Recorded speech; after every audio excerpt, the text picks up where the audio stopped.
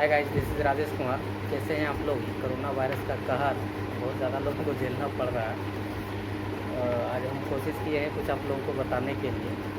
तो last class में चर्चा कर रहे थे स्टेंजा फॉर्म के बारे में। स्टेंजा फॉर्म क्या है? तो स्टेंजा फॉर्म जो है पोइट्री का एक महत्वपूर्ण एलिमेंट है।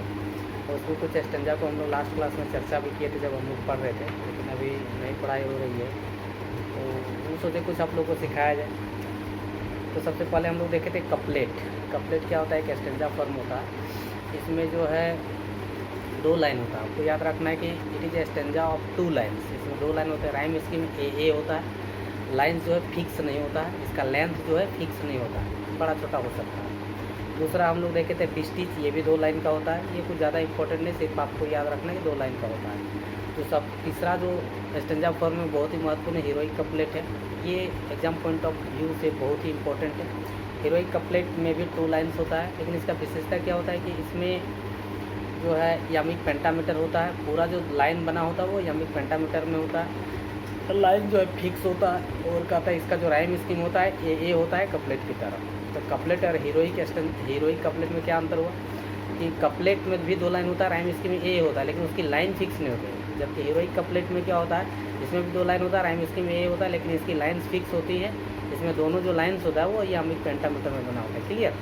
अब बात रहा है कि हीरोइक कपलेट का यूज किसने किया। तो सबसे पहले यूज इसका कहता है कि चौसर ने किया था। उसके बाद से कहा जाता है कि विशेष करके इसका यूज जो है न्यू क्लासिकल एज में ड्राइडन के द्वारा किया गया, पोप के द्वारा किया गया।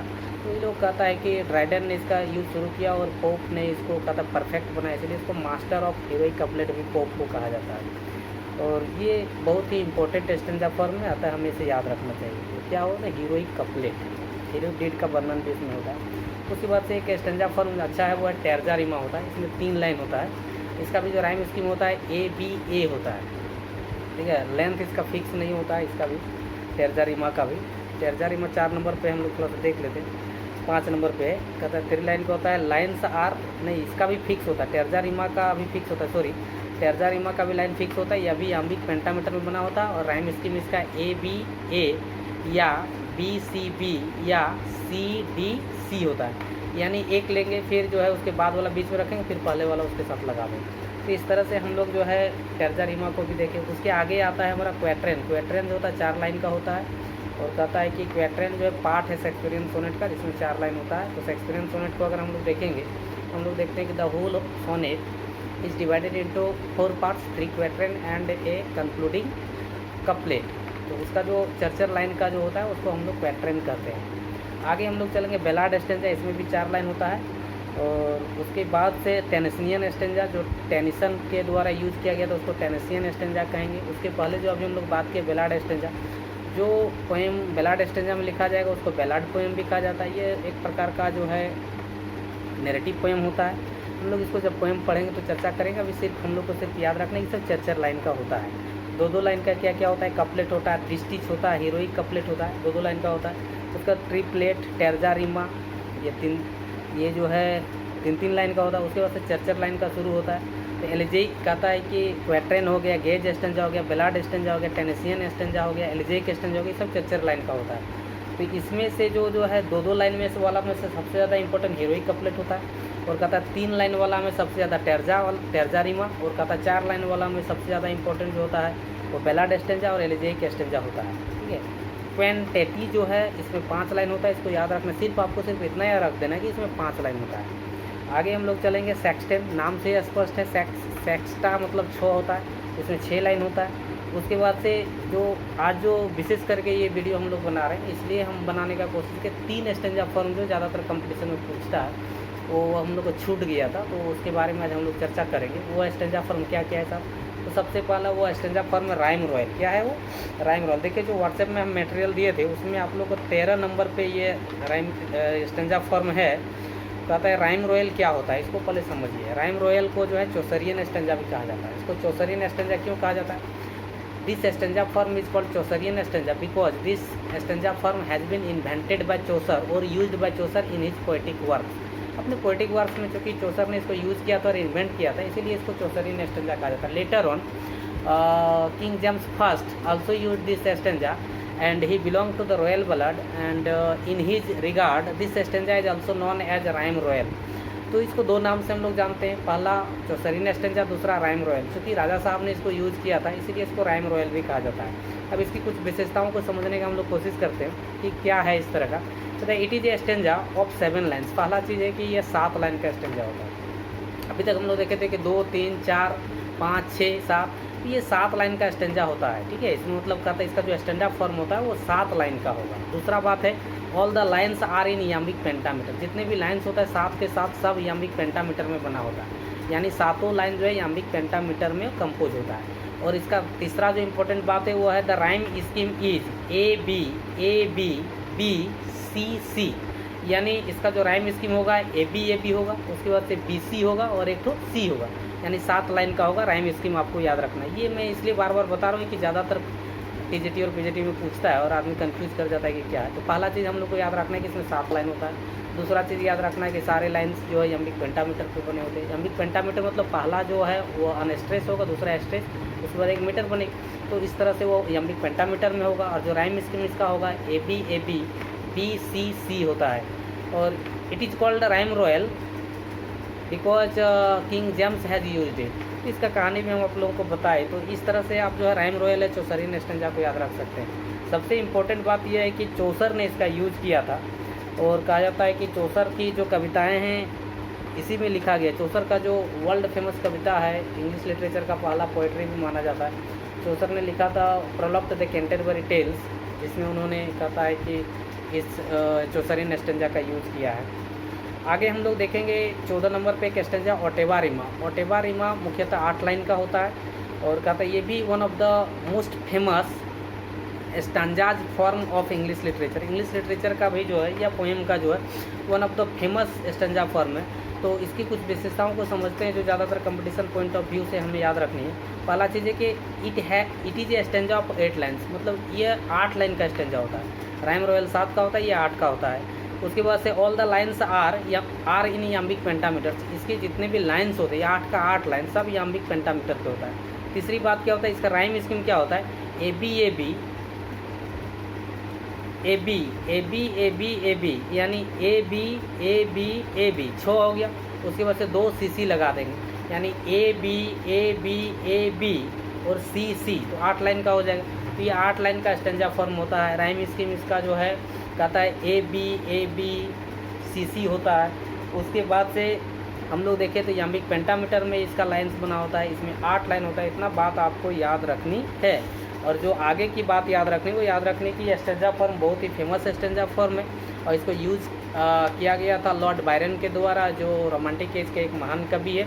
उसकी एक प्रमुख कृति आई थी, मास्टर वर्क आया था जिसका द विजन ऑफ जजमेंट कहते हैं, एंड डॉन जुआ का के एक वर्क लिखा उन्होंने जिसमें यूज़ किया था। Another great poet who used this stanza form is P शेली।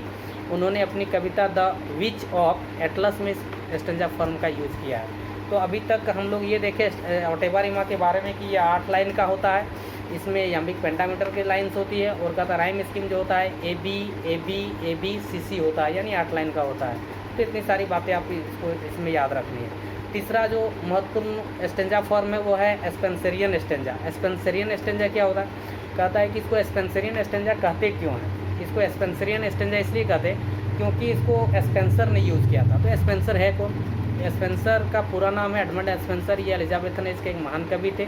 इसको कवियों का कवि यानी पोएट्स कहा जाता है। रोमांटिक एज का एक महान एसेइस्ट एंड क्रिटिक है जिसका नाम है चार्ल्स लैम। उन्होंने इसे कवियों का कवि कहा था और कहता है कि स्पेंसर ने इस स्टेंजा फॉर्म को इन्वेंट किया और यूज़ किया अपनी किताबों में। फेरी क्वीन नाम की उसकी एक महान एपिक पोएम है जिसमें उन्होंने इस स्टेंजा का यूज़ किया था। This is why this stanza form is called Spenserian stanza. इसको स्पेंसरियन स्टेंजा कहा जाता है। ये तो हुआ थोड़ा डिफिनेशन टाइप का। समझने वाली बात करते हैं। समझने वाली बात इसमें यह है कि इसका 3 विशेषता आपको याद रखना है बाकी स्टेंजा की तरह कि ये stanza of 9 lines. It is stanza of 9 lines. ये 9 लाइन का स्टेंजा होगा। क्लियर है। दूसरा क्या होता है कि इसमें थोड़ा सा प्रॉब्लम है, इसमें सब लाइन जो है याम्बिक पेंटामीटर पे नहीं होता।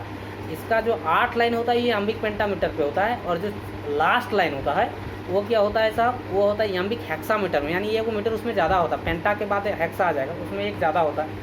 तो उसका जो है हेक्सा होता है उसमें हेक्सा लाइन पे होता है। इसका राइम स्कीम जो होता है ए बी, उसके बाद से बी सी बी सी, उसके बाद से सी, यानी 9 लाइन का होगा। तो देखिए a b 2, a b 2, 4, b c 8, उसके बाद से एक लग जाएगा सी, यानी 9 लाइन का ये कहता है कि स्टेंजा फॉर्म है। राइम स्कीम इसका इसी तरह से होता है। और कहता है कि ये स्टेंजा फॉर्म जो है बहुत ही इम्पोर्टेंट है और इसको लॉर्ड बायरन ने भी यूज़ किया था अपनी कविता में। और स्पेंसर ने बहुत लोगों को प्रभावित किया इंग्लिश लिटरेचर में, जैसे मिल्टन हो गया, शेक्सपियर हो गया, पोप हो गया, ड्राइडन हो गया, वर्ड्सवर्थ हो गया, बहुत सारे लोग इससे प्रभावित हुए थे इंग्लिश लिटरेचर के जितने भी कवि थे। लेकिन ये चीज़ जो हुआ तो मैंने आपको पढ़ा, ये चीज़ आपको याद रखना। ये यार ज़्यादातर कन्फ्यूज करता है जो सेटर होता है एग्जाम वाले लोग, वो लोग क्या करते हैं कि इसी 3 में से क्वेश्चन सेट करता है इस 3 स्टेंजा में। और क्या होता है कि ज़्यादातर आदमी कन्फ्यूज कर जाता है, इतना सारा स्टेंजा है। तो मैं पढ़ने के बाद से मेरे दिमाग में एक बात आया कि यार एक चीज़ को याद रखा जा सकता है कि आप इसको इस तरह से सेट कर लीजिए। राइम रॉयल, ठीक है, राइम रॉयल 7 लाइन, पटेबारिमा 8 लाइन, और कहता है कि स्पेंसरियन स्टेंजा 9 लाइन। लास्ट बार टीजीटी एग्जाम में भी मैंने देखा है कि एक दिया कि ऑटिबा राइम में कितना लाइन होता है। तो ottava rima is consisted of how many lines, तो उसमें जो है जनरली जो है 8 लाइन पे टिक लगता था। नहीं, बहुत सारे लोग कंफ्यूज कर गए और नहीं सही कर पाए। तो मैंने एक छोटा सा सोचा है कि इसको आप ऐसे कर ले कि ROS, R जो है राइम रॉयल को बताता है, O जो ऑटिबा रिमा को बताता है, और जो है S है वो स्पेंसरियन स्टेंजा को बताता है। R और नीचे आप लिख लीजिए, R के नीचे लिख लीजिए 7, ऑटिबा O के नीचे लिख लीजिए 8, और S के नीचे लिख लीजिए 9। इस तरह से क्या हो जाएगा आपका 7, 8, 9 ROS। R यानी राइम रॉयल में कितना लाइन होगा तो 7 होगा। ऑटिबा रिमा यानी 7, तो इसमें कितने हो गए, नहीं, ऑटिबा रिमा यानी 8, तो इसमें 8 लाइन होंगे। और स्पेंसरियन स्टेंजा यानी 9, तो इसमें 9 लाइन होगा। ROS यानी 7, 8, 9।